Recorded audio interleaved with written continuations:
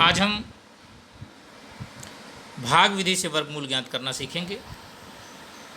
कल गुणनखंड विधि से वर्गमूल ज्ञात करना सीखे थे। गुणनखंड विधि में हम केवल पूर्ण वर्ग संख्याओं के वर्गमूल ज्ञात कर सकते हैं, क्योंकि इनका अभाज्य गुणनखंड आसानी से ज्ञात हो सकता है। आज जिन संख्याओं के गुणनखंड सरलता से ज्ञात नहीं किए जा सकते, यानी जो पूर्ण वर्ग संख्याएं नहीं हैं, उनके वर्गमूल हम भाग विधि से ही ज्ञात करते हैं। जैसे एक उदाहरण के माध्यम से हम समझते हैं। 1849 का हमें वर्गमूल ज्ञात करना है। संख्या है 1849। तो इसमें हमको कुछ चरणों का ध्यान रखना पड़ता है। सबसे पहले हम क्या करते हैं कि इकाई अंक से प्रारंभ करके अंकों के प्रत्येक जोड़े पर पड़ी रेखा खींचते हैं। यानी इकाई 9 से प्रारंभ किया तो 9 और 4 एक जोड़ा हो गया 49 हो गया, फिर 8 और 1 एक जोड़ा 18 हो गया। अब यह जो पहला जोड़ा हमारा 18 है, अब इस 18 में 18 के लिए हम देखेंगे कि 1 से 9 तक की कौन सी ऐसी संख्या है जिसका वर्ग 18 या 18 से कम है। तो हम देख रहे हैं कि कोई ऐसी संख्या नहीं है जिसका मान 18 आए, जिसका वर्ग 18 आए, परंतु 4 ऐसी संख्या है जिसका वर्ग 16 होगा। 4 चौक के 16। तो अब हम क्या करेंगे अगले चरण में, 16 को 18 के नीचे लिख करके घटा देंगे और वर्गमूल में दाहाई के स्थान पर लिख देंगे। शेषफल 2 आएगा। 2 के आगे हम जो दूसरा जोड़ा हमारा 49 उसको उतार लेंगे। उस प्रकार हमारा नया भाज्य बन जाता है 249।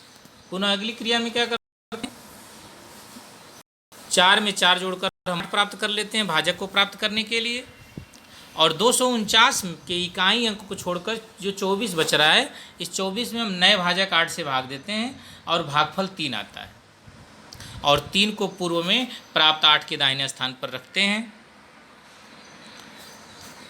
83 में 3 से गुणा करने पर गुणनफल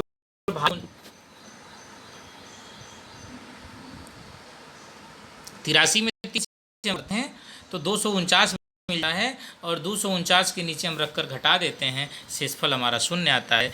इस प्रकार प्राप्त संख्या 43 अभिष्ट वर्गमूल होता है। चलिए इसको हम एक बार करके देख लेते हैं। से आप एक संख्या है 1849। अब हमें 1849 का वर्गमूल ज्ञात करना है। तो जैसा कि अभी आप देखिए कि इकाई के स्थान से हम शुरू करते हैं और एक एक जोड़ा बनाते चले जाते हैं। तो इकाई के स्थान से हम शुरू करें और एक एक जोड़ा बनाएंगे तो ये एक जोड़ा 49 का हो जाएगा और एक जोड़ा 18 का हो जाएगा। अभी जो पहला जोड़ा 18 है, अब हम 1 से 9 तक की ऐसी संख्या देखेंगे कि जिसका वर्ग 18 हो या 18 के बराबर हो या 18 से कम हो। तो 4 हमें एक ऐसी संख्या मिल रही है जिसका वर्ग 16 होगा। तो हम यहाँ वर्गमूल के स्थान पर 4 लिख देंगे दाहिने के स्थान पर, और 18 के नीचे 16 लिख करके इसको घटा देंगे। तो 18, 8 में से 6 गया 2, और यह अब नया भाज्य प्राप्त करने के लिए हम 4 में 4 जोड़ देंगे और यहाँ हो जाएगा हमारा 8। और पुनः जो अगला जोड़ा है 249, हम इसको उतार देंगे। अब इकाई के अंक 9 को हम छोड़ देंगे। अब 8 से भाग देंगे तो देख रहे हैं कि 8 3 के 24, 3 बार में यह कट जा रहा है।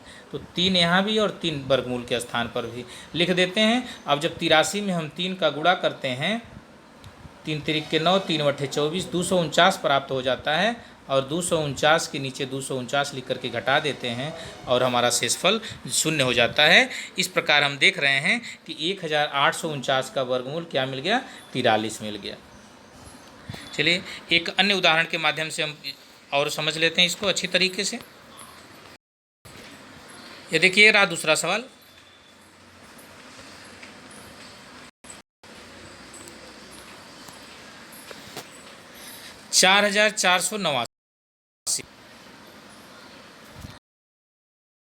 हमें वर्गमूल ज्ञात करना है।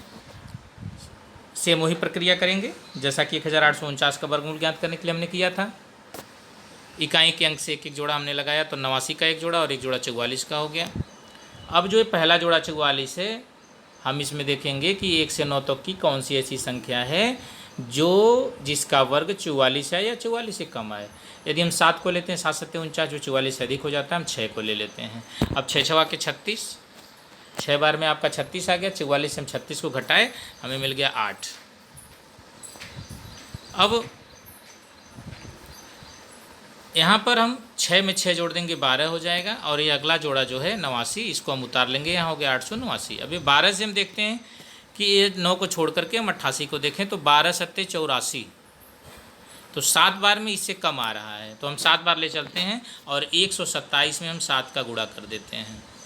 तो 7 सत्ते 49 को 9, 80 लगा 4 का, 7 दूनी 14, 4 18 को 88 लगा 1 का, और 7 एक कम 7 1 8। इस प्रकार 889 प्राप्त हो जाता है। और 889 में से हम 889 घटा देते हैं, हमें मिल जाता है 0। इस प्रकार हम देखते हैं कि जो 4489 का वर्गमूल है वह है 67। तो इस प्रकार आप अन्य उदाहरण के माध्यम से इसको समझ सकते हैं, लगा सकते हैं, जान सकते हैं, और सीखें, अभ्यास करें, जानें।